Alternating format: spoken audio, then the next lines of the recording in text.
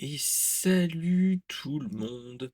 Vous vous apprêtez à regarder un extrait de Brainstorm Geek, l'émission enregistrée sur Twitch tous les lundis soirs à 21h est disponible en podcast audio sur Spotify, Deezer, Apple Podcast et Google Podcast le mardi à 17h. Enjoyez le visionnage! On y va, on se lance tranquillement vers la première news, qui est nulle autre qu'une news qui est très intéressante. En fait, c'est une news que moi, quand j'étais plus jeune, que j'avais été intéressé. C'était que nous, là, actuellement, on parle beaucoup des gros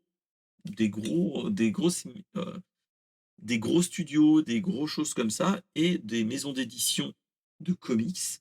Et je sais pas si vous vous rappelez, à une certaine époque, et même maintenant, il y a, on va dire, une grosse rivalité un petit peu à la Nintendo et Sega, à une certaine époque, DC et de Marvel Comics. Il y a eu des dessinateurs, des scénaristes qui sont allés chez un et chez l'autre. Et dans notre cas de figure, voilà, on a eu toujours une impression de cette problématique-là, proprement dit, hein. Et en fait, ce qui s'était passé dans les années 70, 80, 90, voire 2000, on avait eu de temps en temps des sorties en comics, mais c'était pas des gros trucs canons et surtout des fois c'était avec, dans une autre maison d'édition tierce. C'était en fait on avait quelque chose qui s'appelait un crossover, qui s'appelait DC Marvel ou DC versus Marvel. Et en fait, on appelait ça l'âge de l'amalgame. Alors, qu'est-ce que c'est que ça? En fait, c'est que entre 76 et 2000, on a eu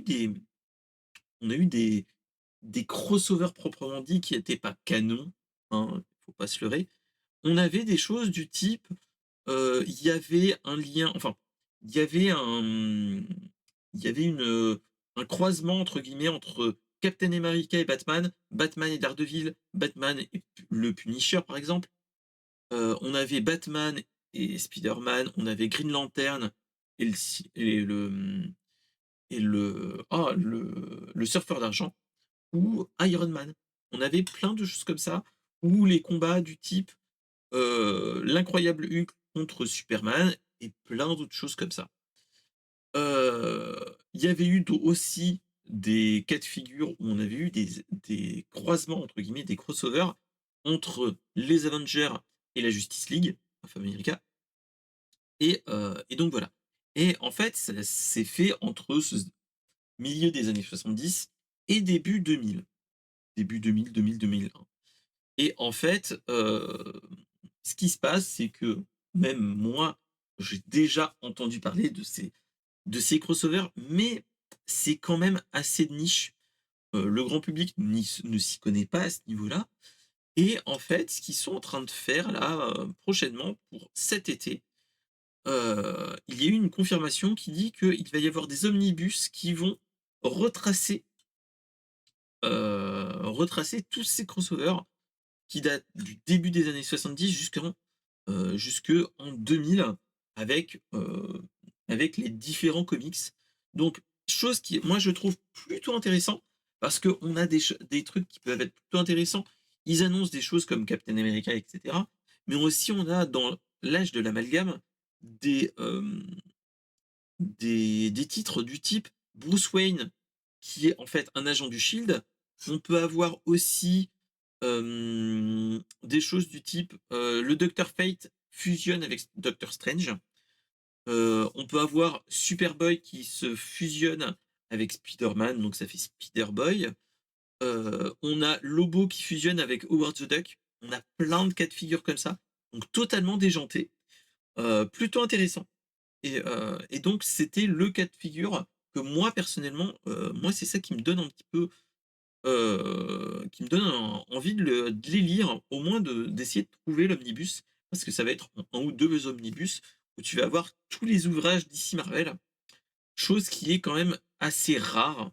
On en entend très peu parler, moi je trouve, et c'est vraiment une occasion de voir ce type de cas de figure, de voir un Spider-Man qui combat aux côtés du Superman.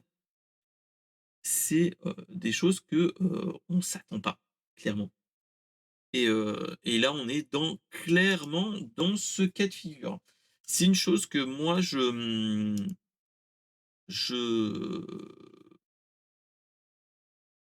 je trouve intéressant, et surtout Panini Comics, et serait très bête d'éviter ce cas de figure-là.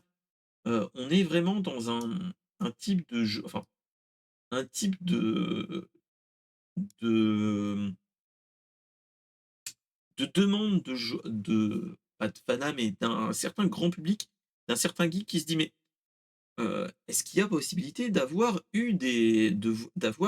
des cas où on a, par exemple, là comme là, on a un un Superman avec Spider-Man, ou un Iron Man avec Green Lantern», toutes ces choses-là, ou même Iron Man avec, Batman, et franchement, ça peut être très intéressant, et surtout, ceux qui l'ont connu à l'époque sont des personnes maintenant d'un certain âge, sans être méchant envers eux, hein.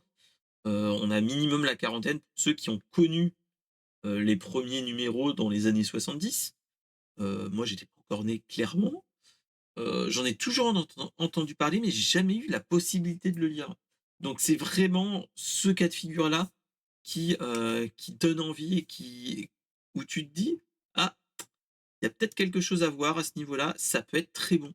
Je sais pas ce que vous en pensez, mes chères, personnes de la chat room. Moi, je trouve que ça peut être très intéressant de faire de faire quelque chose sur ça. Et donc là, on est clairement dans ce jeu, dans les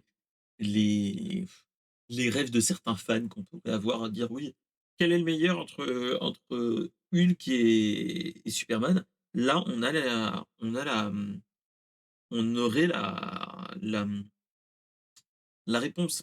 Après, faut pas se leurrer, souvent quand c'est DC et Marvel qui le font, faut juste regarder qui est vraiment l'éditeur proprement dit, et on voit, vers quel pan on va. Des fois, on peut avoir on a eu des numéros spéciaux où on avait, par exemple, Galactus versus Darkseid, donc Darkseid DC, Galactus Marvel, et tu sais pertinemment que Galactus théoriquement est le plus puissant, même si, l'idée de base est assez proche entre Galactus et Darkseid. Mais, on est quand même un petit biais en disant: «Bon, c'est quand même DC qui l'édite.